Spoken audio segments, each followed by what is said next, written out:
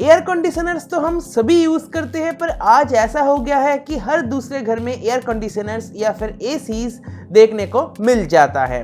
कि आपको दोस्तों पता है कि ज़्यादा एयर कंडीशनर यूज करने से आपके हेल्थ को या फिर एनवायरनमेंट को कितना नुकसान होता है? आइए आज इसी बारे में बात करते हैं। ये बात तो सच है, एयर कंडीशनर्स की वजह से कई जानें बचती हैं। इंटरनेट पॉसिबल हो रहा है क्योंकि सर्वर्स को ठंडा करने के लिए एयर कंडीशनर्स की ज़रूरत है, और वर्ल्ड में जो गर्म जगहें हैं वहाँ पर भी थोड़ा सा आराम पाने के लिए एयर कंडीशनर्स ज़रूरी है। एयर कंडीशनर्स इंडोर एनवायरनमेंट को तो डेफिनेटली ठंडा करता है, पर इससे कहीं ज़्यादा गर्म कर देता है आउटडोर एनवायरनमेंट को। अदर कंज्यूमर इलेक्ट्रॉनिक्स से एयर कंडीशनर्स कहीं ज़्यादा बिजली का खपत करता है। इससे लोकली जहाँ पर आप एयर कंडीशनर को यूज़ कर रहे हो वहाँ पर तो उतना पॉल्यूशन नहीं होता है, पर जहाँ पर बिजली बन रही है वहाँ पर CO2 एमिशंस कई ज़्यादा बढ़ जाती हैं, और ऑलरेडी आज की डेट में कई ज़्यादा बढ़ चुकी हैं सिर्फ एयर कंडीशनर्स की वजह से। और जैसा कि आप सब जानते ही हो, आज भी हम फॉसिल फ्यूल पे ही डिपेंडेंट हैं। हम क्लीन एनर्जी या फिर रिन्यूएबल एनर्जी को अभी तक उतना अडेप्ट नहीं कर पाए हैं। अभी तक टेक्नोलॉजी उतना एडवांस्ड नहीं हुआ है। और ऐसा नहीं है कि लोकल एनवायरनमेंट को एसी पॉल्यूट नहीं करता। अगर पूरा एक शहर एसी को यूज़ कर रहा है तो उस शहर का टेम्परेचर कुछ डिग्रीज ज़रूर बढ़ जाएगा।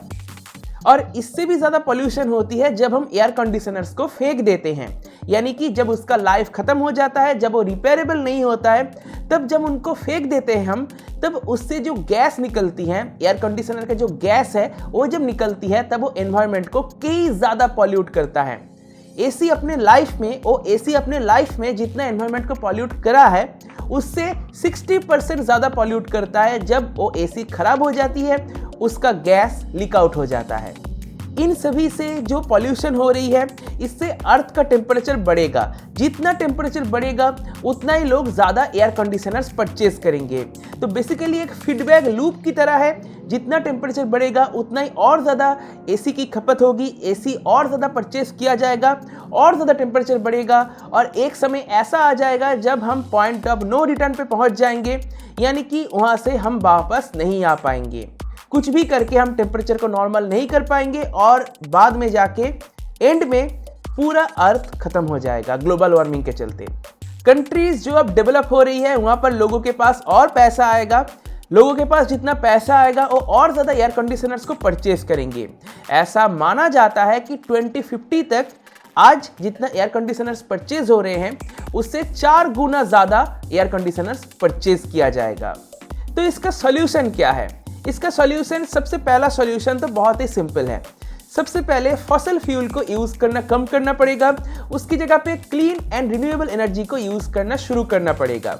ऐसे एनर्जी सोर्स हमें चाहिए जो बहुत ही कम पॉल्यूशन करता हो या फिर बिल्कुल ही ना करता हो, जैसे कि सोलर पावर, विंड पावर या फिर हाइड्रो पावर।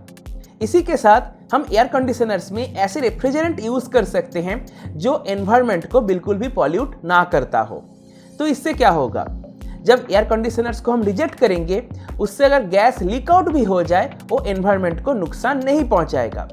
इसके अलावा हम ऐसा इंफ्रास्ट्रक्चर क्रिएट कर सकते हैं अभी के लिए कि एसीज की जो गैस है उसको निकाल लिया जाएगा फेंकने से पहले, फिर आइदर उसको डिस्पोज कर दिया जाएगा या फिर उसको रीयूज किया जाएगा। अभी के लिए दोस्तों एयर कंडीशनर्स को प्रॉपरली डिस्पोज करने का इंफ्रास्ट्रक्चर नहीं है, साथ ही साथ क्लीन एंड रिन्यूएबल एनर्जी का इंफ्रास्ट्रक्चर भी उतना डेवलप्ड नहीं है। तो अभी हम क्या कर सकते हैं कि एयर कंडीशनर्स को थोड़ा कम यूज़ कर सकते हैं। साथ ही साथ हम फैंस का ज़्यादा यूज़ कर सकते हैं। ऐसे बिल्डिंग्स तैयार कर सकते हैं जो थोड़ा कम गर्म होता हो, एंड सिटी में थोड़ा ज़्यादा पेड़ लगा सकते हैं जिससे सिटी का टेम्परेचर थोड़ा सा कम हो जाए। अभी भी दोस्तों करने का मौका है, अगर हम चाहे तो अभी भी पेड़ लगा सकते हैं और वापस से पृथ्वी का टेम्परेचर नॉर्मल कर सकते हैं। जो ग्लोबल वार्मिंग हो रही है इसको ठीक कर सकते हैं। पर अगर इससे डिले हो गया और ज़्यादा अर्थ का एवरेज टेम्परेचर बढ़ गया, तब हम शायद और कुछ नहीं कर पाएंगे। शायद तब ग्लोबल वार्मिंग के चलते पृथ्वी खत्म हो जाएगा।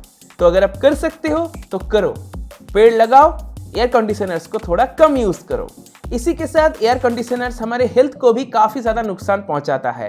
अगर आप ज़्यादा लंबे समय के लिए एयर कंडीशनर में रहते हो तब आपको डिफरेंट तरह के एलर्जीज हो सकती है, डिफरेंट तरह की इन्फेक्शंस हो सकते हैं।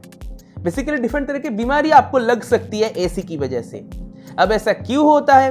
जनरली क्या होता है, घर में या फिर कार्स में जो हम एसी यूज करते हैं उनको प्रॉपरली क्लीन नहीं करवाते हैं। एसी डक्ट में इस वजह से डिफरेंट तरह के एलर्जेंट्स, धूल, मिट्टी, डस्ट, कीटाणु वगैरह इकट्ठी होती जाती हैं।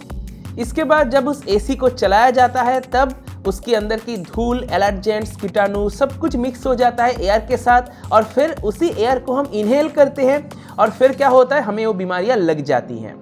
तरह तरह के एलर्जीज हो जाती है, बैक्टीरियल इन्फेक्शन हो जाता है, बेसिकली हम बीमार पड़ जाते हैं।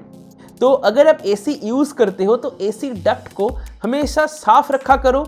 अगर डक्ट नहीं है, नॉर्मल एसी है, तो नॉर्मल एसी को भी थोड़ा सा क्लीन रखा करो।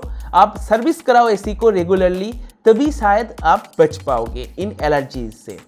इसी के साथ क्या होता है कि आप लंबे समय के लिए अगर एसी में रहते हो तो आपका रेस्पिरेटरी सिस्टम ड्राई हो जाता है और इस वजह से तरह तरह की बीमारियां हो सकती हैं।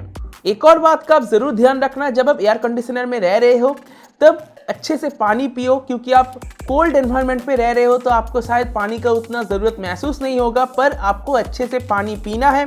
अगर आप कम पानी पीते हो तो आपका बॉडी डिहाइड्रेट हो जाएगा, इस वजह से आपको नींद आएगी या फिर काम करने पे मन नहीं बैठेगा, हेडेक होगा, तरह तरह के प्रॉब्लम्स देखने को मिलेगा। तो प्रॉपरली पानी पीना ज़रूरी है अगर आप एसी में रह रहे हो तब भी। बेसिकली एसी कोई अच्छी चीज़ नहीं है, इससे एनवायरनमेंट को तो नुकसान होता ही है, साथ ही साथ हमारे हेल्थ को भी नुकसान होता है। तो आप अगर एसी यूज़ कर रहे हो तो एक लिमिट पे यूज़ करो। पूरा दिन एसी में रह रहे हो ऐसा मत करो, अगर हो सके तो।